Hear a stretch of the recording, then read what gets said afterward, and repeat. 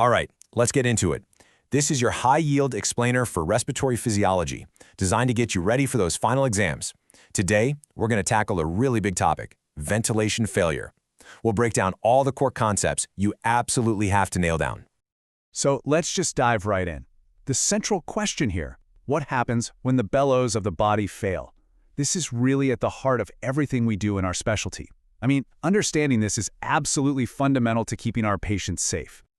Okay, so here's our game plan. We're going to start with the basics, the fundamentals of breathing. Then we'll get into what respiratory failure actually is, how the body controls the whole system, and then this is the important part, how anesthesia impacts all of it, right through to postoperative complications. All right, first things first, let's call this the engine room. Look, before we can even talk about what goes wrong, we have to be rock solid on what right looks like. So how is the respiratory system supposed to work? Okay, burn this number into your brain. 250 milliliters per minute. That's the resting oxygen consumption for a standard adult. It's a metabolic constant, a non-negotiable demand that our job as anesthetists is to meet no matter what. And this is what's so striking and so important clinically. You see our total oxygen store?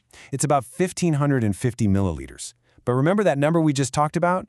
We're burning through 250 milliliters of that every single minute just at rest. That buffer's tiny. And that, right there, is why apnea is so incredibly dangerous. You've only got a few minutes before things get really bad.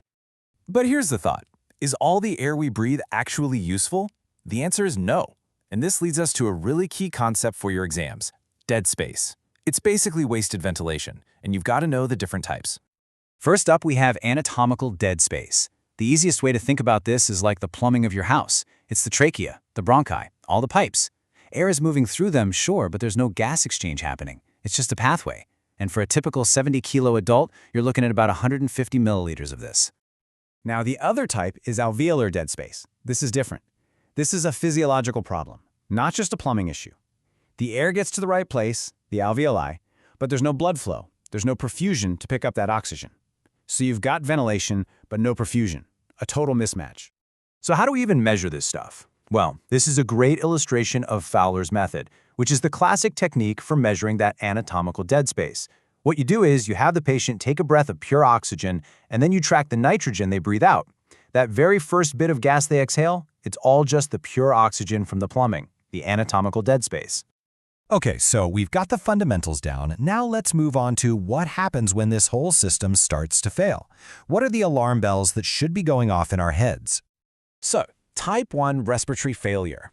The key thing to remember here is that this is a failure of oxygenation. The bellows, the breathing muscles, they're working just fine. The problem is that the oxygen just can't get into the blood. This is your classic VQ mismatch.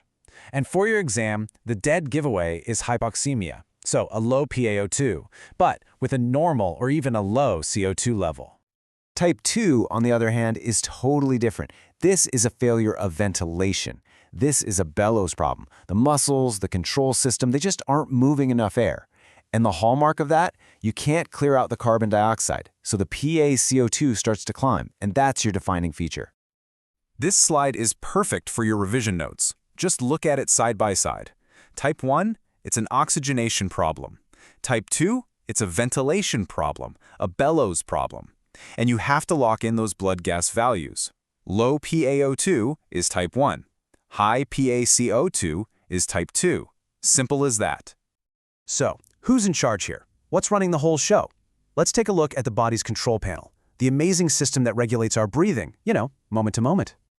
Well, it's a classic feedback loop, right? You've got sensors, these are your chemoreceptors, and they're constantly sniffing the blood for changes in O2, CO2, and pH.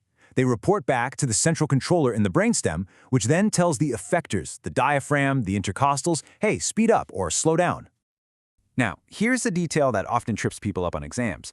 The main drive to breathe isn't actually CO2 itself.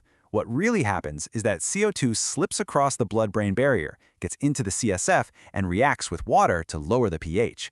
And it's that increase in acidity, that drop in pH, that the central chemoreceptors are really responding to. Okay, so this is where the rubber meets the road for us. How does what we do in the operating room every day mess with this delicate system? What's our role in all of this? And this quote, this really says it all. Your patient's functional residual capacity, the FRC, it's not just some leftover air in the lungs. You have to think of it as their oxygen tank. And when you induce anesthesia and they become apneic, the size of that tank is the only thing that determines how much time you have. And here's the really challenging part. Pretty much everything we do shrinks that oxygen tank. We lay the patient flat, we give them general anesthesia, which makes them lose muscle tone, we insufflate their abdomen for laparoscopy. Every single one of those things chips away at the FRC. It reduces our safety margin. Okay, here is a massive clinical pearl for your exams. The lungs have this really clever built-in defense mechanism, right? It's called hypoxic pulmonary vasoconstriction, or HPV.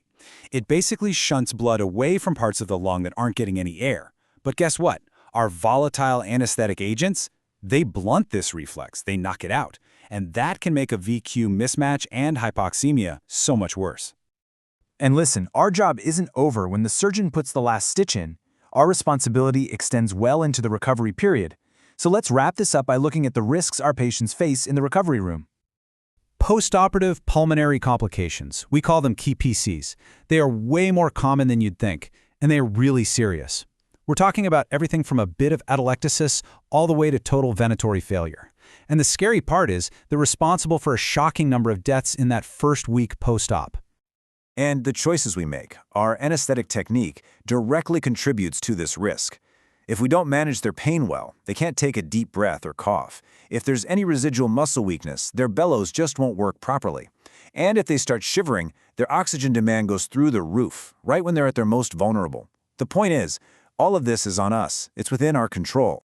So there you have it. We've gone through the absolute essential concepts of ventilation failure. All the key points in this explainer are drawn from the core text, Respiratory Physiology. I really hope you can use this as a solid foundation for your revision. Go back over it, nail down these concepts, and you're going to be in a great position to tackle those exam questions. Good luck with your studies.